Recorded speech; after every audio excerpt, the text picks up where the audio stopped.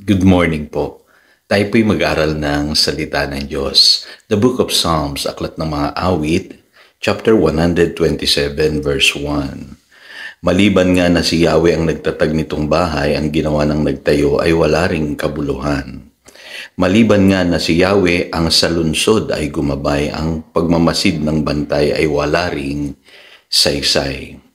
Building a household of faith. Napakahalaga po na tayo po ay magkaroon ng isang pamilya na establish sa pananampalataya. Kasi po ang goal po ng lahat ng marriage ay ang pamilya. So, nilikha po tayo ng Diyos, nung una pa man ang tao, to reproduce, to multiply. Yan po ang original na intention ng Diyos sa tao. To expand His family dito po sa lupa, kasi may pamilya po ang Diyos sa langit at may pamilya din siya dito sa lupa. Yun po sinasabi ng Ephesians chapter 3 verse 15. Kaya huwag kayong mag-aakala na kaya ang tao nagsasama bilang mag-asawa ay para lamang sa kanilang dalawa. Ang original purpose ng Lord ay para sila'y bumuo ng pamilya, to extend God's family here on earth. Kaya alam niyo po, di ba, mapapansin niyo doon sa Acts 16:31, ito po yung sinabi ni St. Paul doon sa Philippian jailer. Sabi niya, believe in the Lord Jesus, you will be saved, you and your household. Isinama ni St. Paul. Yun pong sambayan nito pong Philippian jailer. Kasi ganun po dapat ang goal natin maligtas ang ating buong sambayan. Kaya nga isang bagay na kahanga-hanga na makikita natin sa buhay ni Noah, sa Hebrews 11 verse 7. Bagamat hindi niya na-save yung buong mundo, nung siya'y nangaral nung kanya kapanahunan, ay naligtas niya naman yung kanyang buong pamilya. Sabi rito, by faith Noah in holy fear built an ark to save his family. Kaya dapat po ganun tayo. Ang goal natin ay maligtas po yung ating buong sambayan. Kasi alam niyo po, ang downfall po ng every society, kaya inaatake ni Satanas ang pamilya, ay nais niya na masira ang lipunan.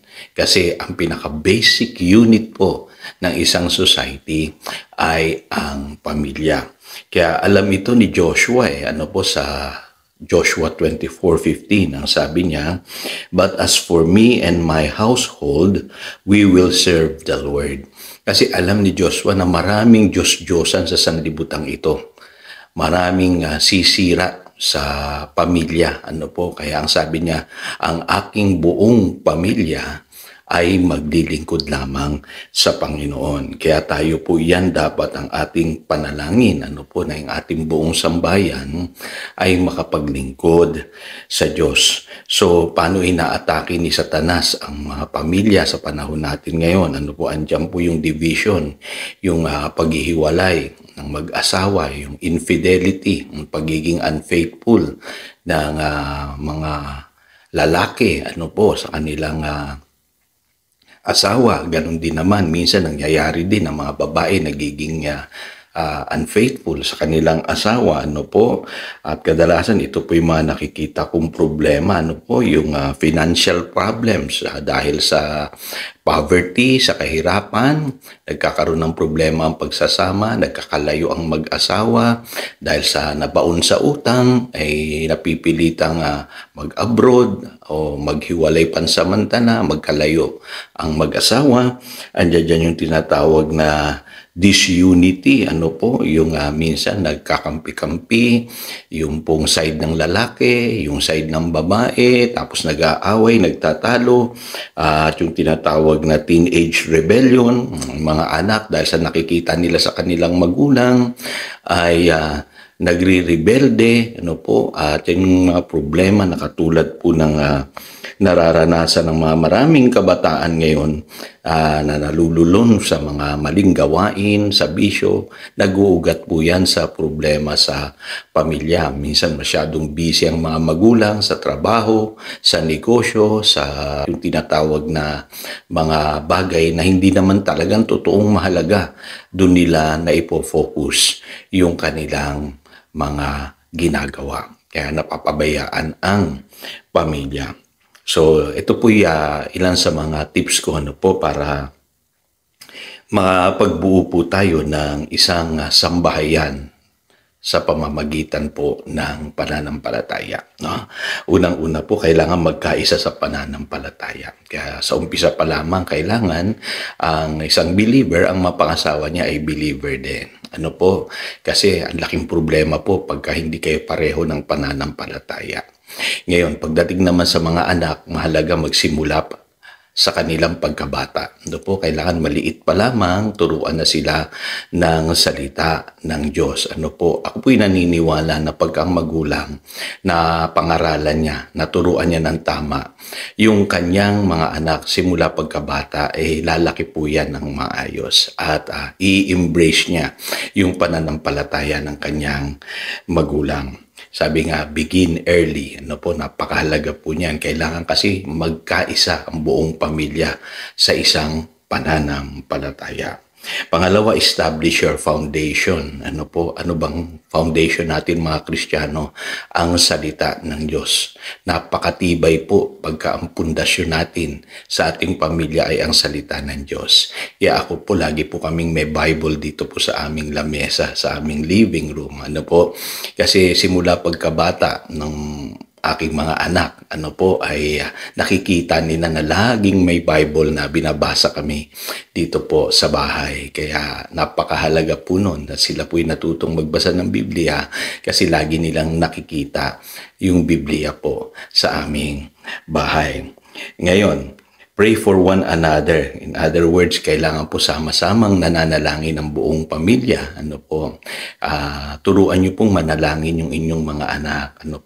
Ako pong ginagawa ko pagka sila ay papasok sa eskwelahan, maski short prayer po, tinuruan ko sila ng isang panalangin. Pinagpipray ko sila. Kaya marunong din silang mag-pray. Pinagpipray din nila yung isa't isa. At minsan po, mga simpleng panalangin lang po ituro ninyo sa inyong mga anak para ma-develop yung habit of prayer. Kayo din po mag-asawa. Lagi kayong mananalangin. Kami po every night ay nagpe-pray po kami buong pamilya. Hindi man kami magkasama, lagi kaming nasa online. Doon kami nagsasama-sama para manalangin sa buong pamilya.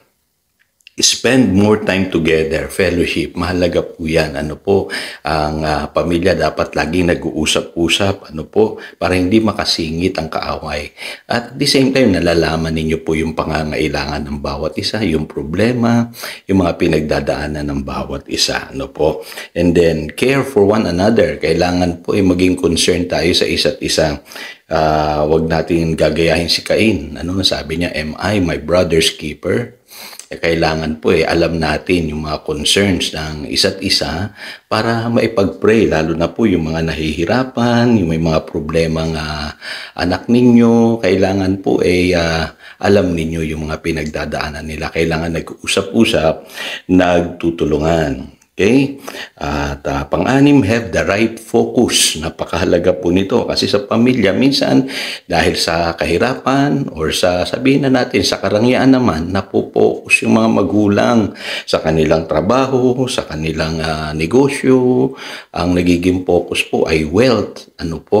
At nawawala po yung time sa mga anak. Wag po ganoon, mga magulang. Tandaan ninyo, ang inyong mga anak ay kaloob sa inyo ng Diyos. Napakapalad ninyo, binigyan kayo ng mga anak. Yung po sinasabi ng Psalm 127.